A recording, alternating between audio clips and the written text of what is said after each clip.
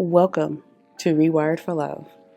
I am your host, JaCarie Owens, licensed mental health counselor, EMDR basic training coach and consultant, group practice owner and supervisor at Courageous Minds Counseling, relational trauma expert, and the most important one, your honest but loving homegirl therapist who's not afraid to talk about the messy parts of healing. Around here, we talk about all things nobody taught us growing up, how our attachment styles show up in love, why our nervous system acts like a fool sometimes, and what it really takes to feel safe in our bodies. So this is not about perfection. It's about learning to love yourself in real time with grace, boundaries, and a little bit of humor. So take a deep breath. Get comfy, because we don't chase chaos, we choose calm. And this is Rewired for Love.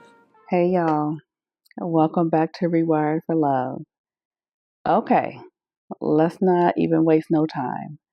Let's go ahead and have a conversation that most people don't like having. Because at some point in your healing journey, you're going to have to ask yourself, is this trauma? Or am I the problem? And let me just say this clearly. Two things can be true at the same time. You can have trauma and you can still be showing up in ways that are unhealthy. You can have history that explains why you move the way you move and still have habits that are no longer okay. Oof. We starting off rough. We diving in. Yeah, we're going there today. So, if you're listening to this while you're driving, cleaning, walking, or hiding in the bathroom from your kids, go ahead and take a deep breath, because this one right here might step on some toes. But what's crazy is it's stepping on mines too. So here's the question. How do I know if I'm reacting because of my trauma or if I'm the one messing up my relationships? Let's talk about it. First of all, if you are even asking this question, that tells me that you have a level of self-awareness that a lot of people don't. Because let me be honest, people who are committed to staying the same do not sit around asking themselves if they are the problem. They just blame everybody else and then go to brunch, respectfully. But if you are wrestling with this, it means that a part of you is starting to say things like, okay, something in the way that I show up might need to shift. And that's not a reason to shame yourself. That's actually a sign of growth. So we're not here to drag you today. We're just here to tell you the truth with a little bit of love. And the honesty is, two things can exist. Like I said before, you can have been hurt and still hurt people. You can have trauma and still have patterns that need to change. You can have a very valid reason for your behavior and still have to take accountability and responsibility for those behaviors. You can say, I act like this because of what happened to me. That's valid. And we can still say, okay, and now what are we going to do with that? Your story explains you. It doesn't excuse everything that you do. And yeah, there are going to be times where you are the problem, but not because you're a bad person, not because you're unlovable, and not because you're toxic by nature, but because you have learned behaviors that are no longer serving you or the relationships you say you want. You picked them up to survive, but you kept them because they felt familiar. And now, on your healing journey, your healing is tapping you on the shoulder saying, hey sis, this can't go where we trying to go. And if you need some examples, let's be real. Here's an example. You say that you want a healthy relationship, but when someone is consistent, who texts you back, who checks in on you, who shows up emotionally for you, and actually tries to understand you, you start pulling away. You start overthinking. You start scrolling social media looking for red flags. You start saying things like, I don't know. Something feels off. When the thing that feels off is that you're not stressing you out. You might even start picking little arguments or saying they're too clingy when really they're just being available. That's not because you're doing too much. That's because your system isn't used to receiving that. So, yeah, your past might have taught you that closeness isn't safe, that people switch up, that love is unpredictable. But in that moment, in that particular moment with your spouse, you are the one creating distance.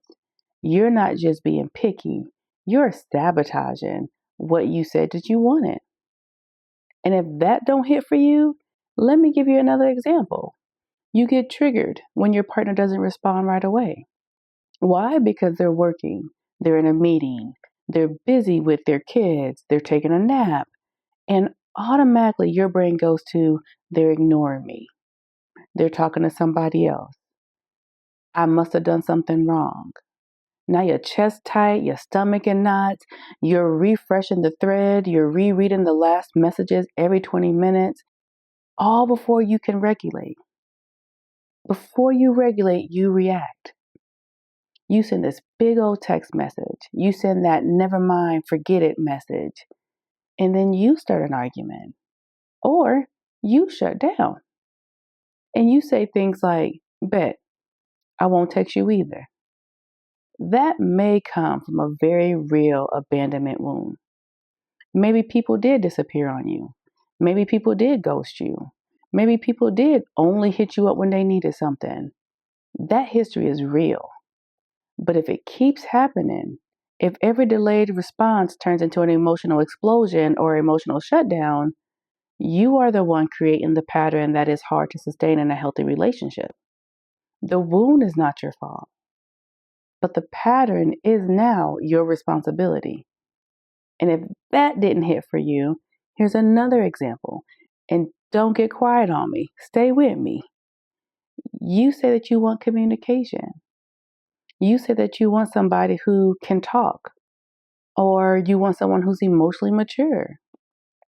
But when it's time to express your needs, you either shut down, you get defensive, you change the subject, or expect people to just know. You give these one word answers. You say things like, I'm fine, when you know you're not fine at all. Then you start to drop hints. Then you post subliminals on Insta. You get an attitude and hope that they can read your energy. And when they don't magically decode your silence or your mood, now you feel unseen. And you say things like, see, nobody cares. Or see, that's why I don't open up to people. And that right there, that is not just trauma. That's a skill that hasn't been developed yet. Because the reality is, no one taught you how to say or express yourself and say things like, I feel hurt. I feel anxious. I feel forgotten. Or I need reassurance. Or even things like, I need you to follow through when you say you will. So now your default is hoping that people can read your mind. And it makes sense, but it's not sustainable. So instead of just saying, I'm the problem, or I'm just crazy, or this is just who I am, I want you to ask a better question.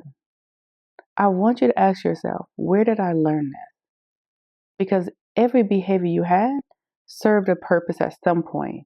That shutdown probably kept you from getting hurt more when expressing yourself led to yelling, punishment, or being ignored. Oh, and that over explaining probably helped you to feel seen when no one took your no seriously unless you justified it 15 different ways. And let's not forget about big independence. That independence probably protected you when you genuinely couldn't rely on anybody else, when the adults around you dropped the ball, when you had to grow up too fast. So, no, you didn't just wake up like this. You didn't randomly decide to be guarded or to be anxious or to be detached. You adapted to your unsafe environment.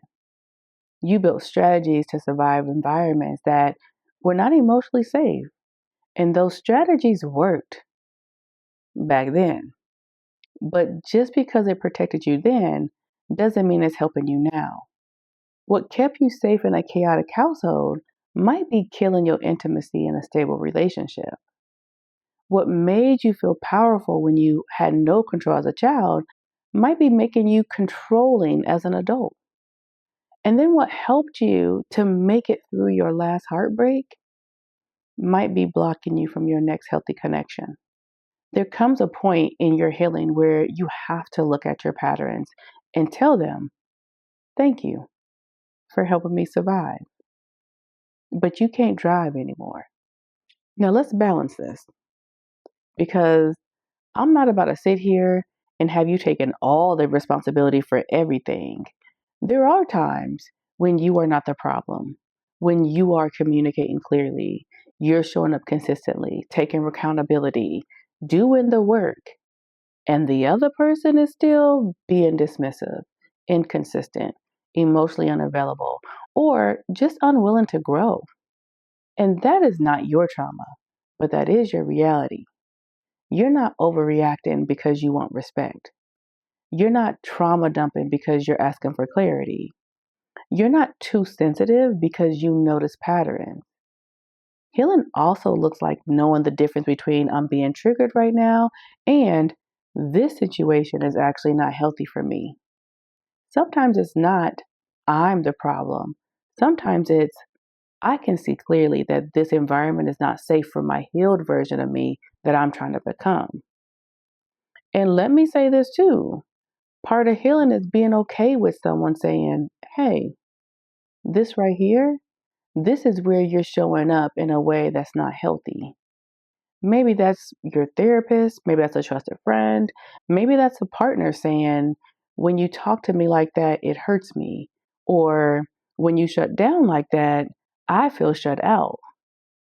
And if every time someone gives you feedback, you get defensive, you shut down, you flip it back on them, or you say things like, this is just how I am, you're no longer protecting yourself. You're protecting the pattern. And if everybody that you date, every friend, every coworker is the problem, and you are always the misunderstood one, at some point, you have to pause and you have to ask, is there something in me that I'm refusing to look at? That question is not punishment. It is simply an invitation because we need that. We need to be able to lean in with compassion with ourselves and be able to explore our own patterns. And let's be real, some of y'all don't want healing. You want your trauma to be understood without your behavior being changed. You want people to be gentle with you while you're refusing to be gentle with them. You want a partner who is emotionally intelligent, but you don't want to be emotionally accountable. You want to be with someone who doesn't trigger your wounds, but you don't want to do the work of soothing those wounds when they show up. These are things that you can't just pray for. You can't pray for a healthy relationship and still react to every situation as if it's your last heartbreak. You can't ask for someone to communicate and then stonewall every time you're uncomfortable. You can't ask for honesty and then punish the people when they tell you the truth. Your trauma is valid. Your story is real. Your sensitivity makes sense.